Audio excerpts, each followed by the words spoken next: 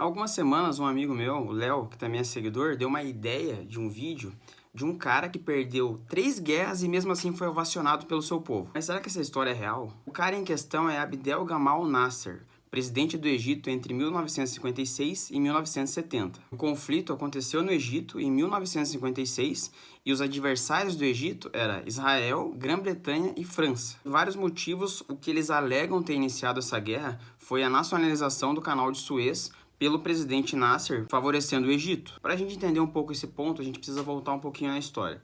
O Egito ele tinha sido colonizado primeiramente pela França, depois pela Grã-Bretanha. Não foi uma colonização tão parecida quanto a nossa, foi mais um protetorado. Porém, as tropas desses dois países ficaram um bom tempo no Egito e controlavam a maior parte da economia. Esse canal de Suez é uma importante ligação fluvial entre a Ásia e a Europa, onde passa até os dias de hoje mais de 12% da produção mundial. Ou seja, dá pra gente imaginar o tanto de dinheiro que circula naquele lugar e o quanto que circulava naquela época. É óbvio que todos os países tinham interesse na exploração dessa via marítima. Porém, cada região entra na guerra contra o Egito por um motivo. A Grã-Bretanha entra interessada em manter o controle sobre o Canal de Suez. A França entra na guerra com medo da atitude do Egito servir de exemplo para os países que ela também explorava, entre eles ali o Marrocos e a Argélia. Israel entra na guerra com medo do Egito se fortalecer e se voltar contra eles. O que esses países não esperavam é que a Guerra Fria interferiria nesse movimento. Tanto os Estados Unidos quanto a União Soviética se colocam contrários a essa guerra. Os Estados Unidos ameaça parar com a ajuda enviada a Israel. Comenta que a França e a Grã-Bretanha estão dando chance do Egito se aliar com a União Soviética. Isso já produz alguns abalos nesses invasores do Egito. E a União Soviética começa a ameaçar jogar bomba nuclear nos países que estão entrando no Egito. A guerra dura menos de 10 dias, para a sorte do Egito, que é ser massacrado por 3 países